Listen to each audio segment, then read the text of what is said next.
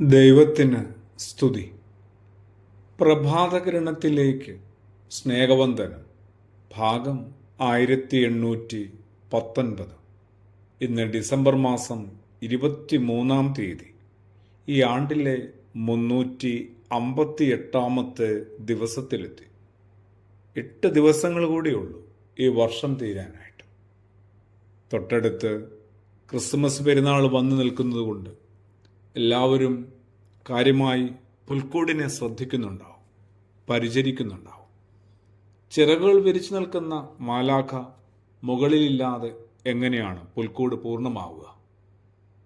സ്വർഗത്തിൻ്റെ ദൈവത്തിൻ്റെ സന്ദേശവാഹകരാണ് മാലാഖമാർ. അങ്ങനെയാണ് വിശുദ്ധ വേദഗ്രന്ഥത്തിൽ പലയിടത്തും ദൂതുമായി അവരെത്തുന്നത്. പല സ്ത്രീകളുടെയും ജീവിതത്തിലേക്ക് അനേക വർഷങ്ങളിലെ പ്രാർത്ഥനകൾക്കുള്ള കാത്തിരിപ്പിനുള്ള ഉത്തരമായിട്ട് ദൈവത്തിൻ്റെ ദൂത് അറിയിക്കുന്നതും ഈ മാലാഖമാരിലൂടെയാണ്. തന്നെ സ്നേഹിക്കുന്നവരെ പരിപാലിക്കാൻ തക്ക സമയത്ത് കർത്താവ് ദൂതനെ അയക്കുന്നു. ഈ തിരുപ്പിറവിയുടെ വിവരണങ്ങളുള്ള 2 സുവിശേഷങ്ങളും ആരംഭിക്കുന്നത് മാലാഖമാർ കൈമാറുന്ന മംഗള വാർത്തയോടുകൂടിയാണ്. തക്ക സമയത്ത് നമ്മളൊട്ടും ആവശ്യപ്പെടാതെ നമുക്ക് തുണയായി മാറുന്ന ചില മനുഷ്യരുണ്ട് ഭൂമിയിൽ.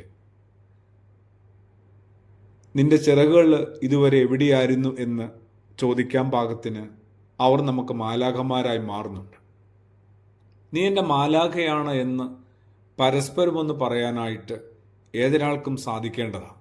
നല്ല ദാമ്പത്യത്തിനകത്ത്, നല്ല സൗഹൃദത്തിനകത്ത് പരസ്പരം മാലാഖയാകുക എന്നതിലപ്പുറം മറ്റെന്താണ് ഏതു നല്ല ബന്ധത്തിലും പരസ്പരം കൈമാറാവുന്നത്?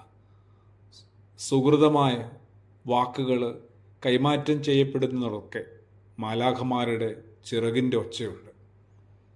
പ്രാർത്ഥനകൾക്ക് ഉത്തരം കിട്ടാത്ത ഏറെ നിരാശയിൽപ്പെട്ടു പോകുമ്പോൾ, അല്ലെങ്കിൽ സിംഹക്കുഴിയിൽ തീച്ചുളിയിൽ പെട്ടുപോകുമ്പോൾ, അങ്ങനെ കല്ലറയുടെയൊക്കെ അടഞ്ഞ വാതിലുകൾക്ക് മുമ്പിൽ കഠിനമായ ദുഃഖഭാരത്താൽ നിൽക്കുമ്പോൾ, തേങ്ങിക്കരയുമ്പോൾ, ഒരു നല്ല വാക്കോ തലോടലോ പുഞ്ചിരിയോ ആളുകൾക്കൊക്കെ മംഗളവാർത്തയായി മാറും.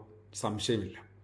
ഭയപ്പെടേണ്ട, സാരമില്ല, ശങ്കിക്കേണ്ട, അങ്ങനെ ചില ആശ്വാസ വാക്കുകൾക്ക് നൽകാനാവുന്ന സാന്ത്വനം എത്രയോ വലുതാണ്. ദൈവത്തിന് ഒരു കാര്യവും അസാധ്യമല്ല. അങ്ങനെയും ഒന്ന് നമുക്ക് സ്വയം ഒന്ന് പറഞ്ഞു തുടങ്ങാം. അങ്ങനെ എന്നെക്കൊണ്ട് എന്തുമാത്രം മനുഷ്യർക്ക് ആവശ്യമുണ്ടാവും, ഏതെല്ലാം വിധത്തിൽ, സാമീപ്യം കൊണ്ട്, എൻ്റെ സമയം കൊണ്ട്, കഴിവുകൊണ്ട്, പ്രാപ്തി കൊണ്ട്, ദൈവമേ അങ്ങ് തന്ന വിഭവങ്ങൾ കൊണ്ട് മറ്റുള്ളവർക്ക് മാലാഖയായി മാറാൻ കൂടി നമ്മൾ ഈ ക്രിസ്മസ് കാലത്ത് സ്വയം ഒന്ന് ഒരുങ്ങുകയും തിരിച്ചറിയുകയും ചെയ്യാം. അതെ, ദൈവമേൽപ്പിച്ച വലിയ ഉത്തരവാദിത്വങ്ങൾ ഒന്നാണ്. അത് നമുക്ക് തീർച്ചയായും തിരിച്ചറിയാം. ആമേൻ.